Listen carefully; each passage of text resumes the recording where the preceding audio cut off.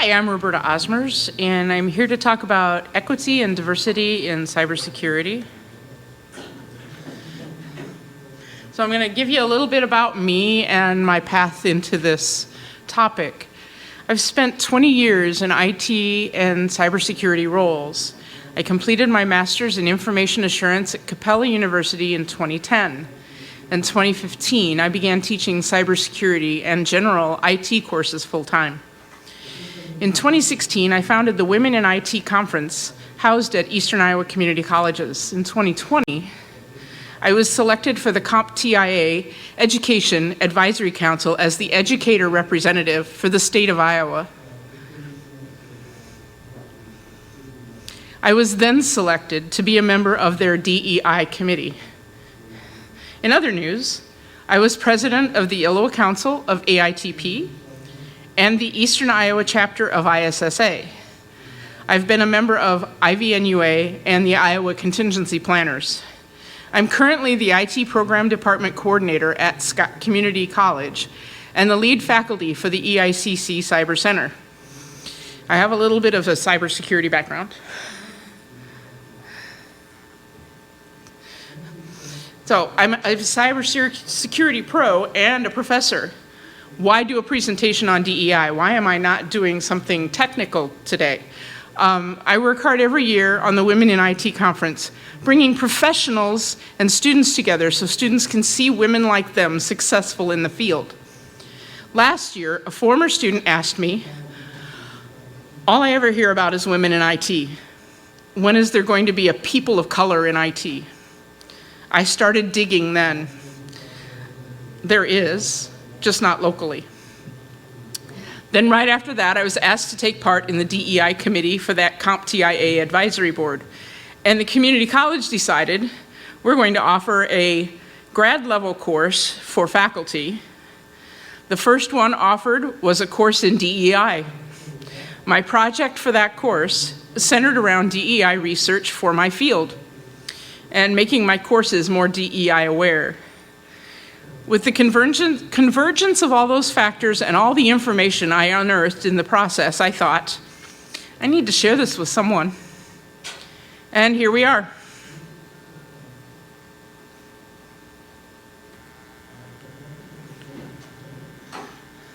So let's talk first about that pesky jobs gap in tech, and specifically cybersecurity. There are currently 950,000 cyber workers in the United States, with 465,000 positions still unfilled. And whoa, stop. It got ahead of me. And 3.5 million unfilled positions globally as of 2021. That's a 350% increase over the 1 million in 2013. This isn't even taking into account that in the current climate, every IT position is also a cybersecurity position. If they aren't already, every tech worker should be involved with protecting and defending apps, data, devices, infrastructure, and people. Everyone needs to be diligent.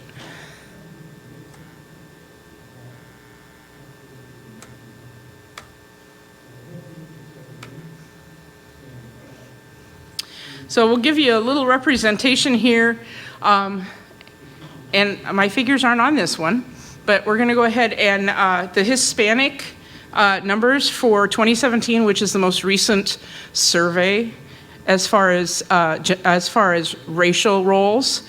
Hispanic is 4%, Black is 9%. Asian is actually about 13%. Caucasian is in the 70s, and all other, which includes indigenous, is about 1.5%. So if we look at gender, in 2017, women were at 11%. Interestingly enough, there are no current surveys about LGBTQ and the number of people with LGBTQ with different recognition as far as what their numbers are in cybersecurity. So what we see here in these 2017 figures, we can see the difference between the percentage of US population and the percentage of cybersecurity workforce for each of the racial and ethnic general areas. There's a 4% difference in Black, a 19% difference in Hispanic, and a 1% difference in Indigenous. But when we think about that, that's half. That only half of the number of people possible to be working in Indigenous people are actually working in cybersecurity. So we see that, though, that the largest discrepancy here is with Hispanic. So that's, I believe, a field that we all need to look at, a group of people that we need to consider more deeply and find out why they're not represented as much. So in our 2021 numbers, we find that the women as a percentage has increased since 2017 from 11 to 24%. We are making a difference. But when you consider that women make up 51% of the population, we can still more than double that number of women in cybersecurity. Imagine how many seats we could fill if we doubled the number of women and quadrupled the number of Hispanics and added 4% more Blacks. We could solve the jobs gap in cybersecurity. So that's a two-part solution, really. While attracting new people to cybersecurity, we also must retain those already working in the field. How do we accomplish those goals? So there actually have been some people who've been working on that. Aspen Digital put together a workshop with the support of the Hewlett Foundation and a consultant named Camille Stewart. They convened a series of roundtable discussions in October 2020 and February of 2021. These brought together leading cybersecurity professionals with representatives from affinity groups and other diverse bodies. The first meeting established concrete, actionable commitments to be made across the cybersecurity ecosystem. And the second reviewed progress made toward those commitments and refined plans. Over 60 attendees participated, representing academia, cybersecurity firms, government, multinational corporations, nonprofits, and startups.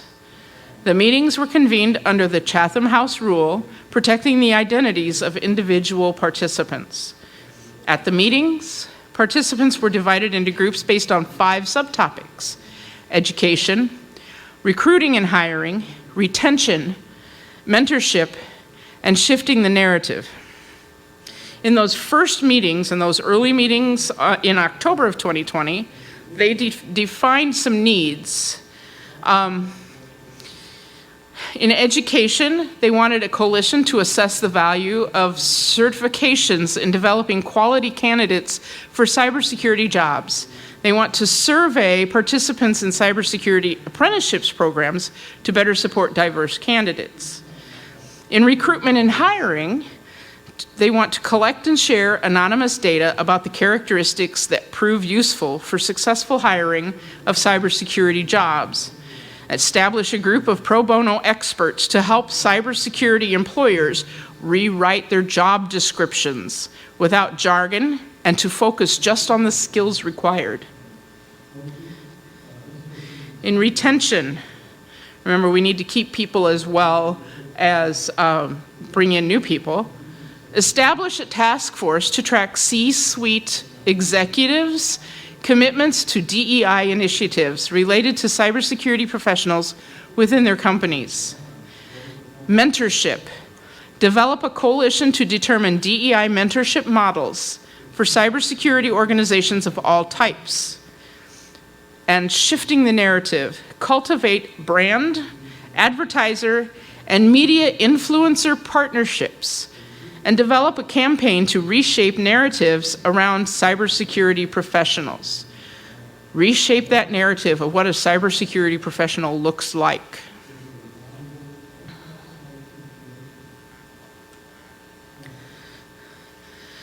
So let's talk about what can be done now. And I'm going to stop here.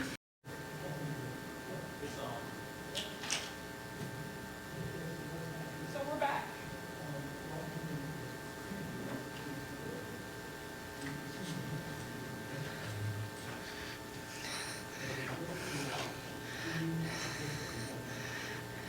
So let's talk about what can be done now. Education. Take over the burden of certification costs from candidates. Instead of requiring candidates to front expensive certification fees, employers can pay for new hires to complete certifications at a minimum. Employers could commit to subsidizing these costs for candidates with diverse backgrounds. Embrace apprenticeships as a common training practice within the cybersecurity industry. We've talked about apprenticeships, but we really seem to have a problem getting the communication between education and cybersecurity organizations to where they actually have an apprenticeship that's useful for both. Foster apprenticeships programs for students in programs that generate diverse talent, such as historically black colleges and universities, HBCUs, and pay apprentices competitive and fair wages. Okay, I'm going to stop because I saw a hand up. My company had 2 apprentices start last week in our London office. Great. And they're getting a pretty good wage. That's awesome. That's good to hear. Consider creating cybersecurity bridge programs to create new structured pathways into the field. Such programs could, for example, support students as they transition from community colleges and universities into apprenticeships and later on to professional careers. Recruitment and hiring. Organizations can consult with DEI training experts to review and support recruitment and hiring efforts. Reset workplace norms to encourage conversations about race and diversity. Establish partnerships with programs and schools that generate diverse talent, such as HBCUs and Latinx serving institutions. Assess whether they are disproportionately marketing job opportunities to students at elite universities, and if so, adjust their advertising strategy. Use artificial intelligence tools to parse your job postings for implicitly biased language, and use findings to guide further review and revising. Keep job postings until a diverse slate of candidates have applied, and I know that's really hard in this hiring climate when we can't find IT workers or cybersecurity workers, but hang on to it just a little bit longer and see if you can't get a more diverse slate.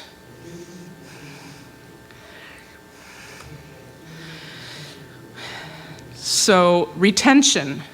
Organizations can embed executives' participation in DEI initiatives in their performance reviews. Carve out a certain percentage of staff time for projects related to DEI, with achievements rewarded in performance reviews or through compensation. Encourage partnerships between diverse employee resource groups and other affinity groups. Track retention and attrition rates for diverse candidates, in addition to tracking broader employee retention, and practice information sharing when determining DEI strategies. Before settling on any particular policy, DEI committees should engage staff at all levels, from junior staff to executives, to ensure policies are well received at all levels. So I want to know, now that we've set all these really high bars for everybody, and these are just things that can be done now. I didn't delve as deeply into what some of those groups, those work groups have put together, because they had a lot of information, and I'm going to give you that resource, and it will be in the slide deck when John shares it out on the website.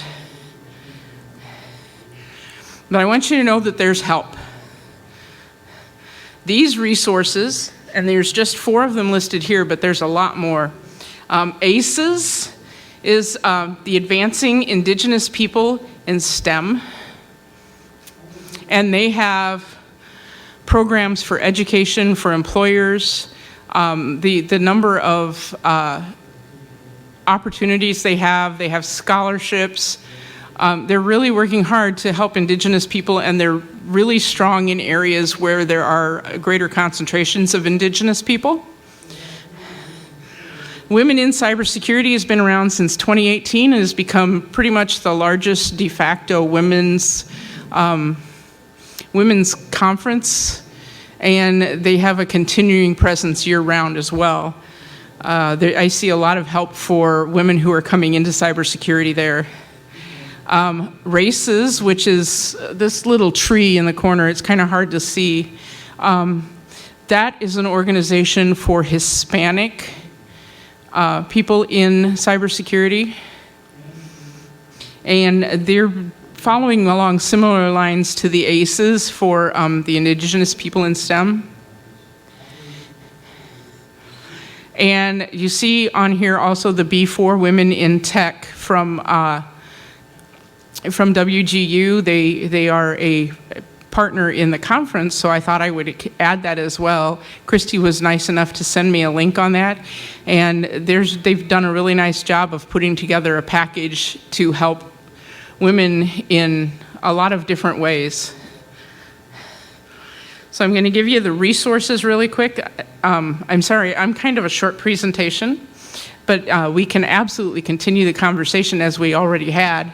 But some of these are the resources that I used to build this, and some of them are resources that I listed for opportunities: the Hispanic Association in Cybersecurity, the Women in Cybersecurity, WGU's B4 is actually building bridges and breaking barriers for women in tech. And then the Aspen Institute org, there's a PDF file out there with every bit of the information that work group has put together. And they are still working on some of the long-term goals for that, so I expect to see more information from them in the future. And a lot of our information for facts came from Cybercrime magazine as well. So I definitely wanted to use cybersecurity resources and not just IT in general. So somebody asked me about that. Those were definitely cybersecurity numbers and not just numbers of people in tech in general, but they're very similar.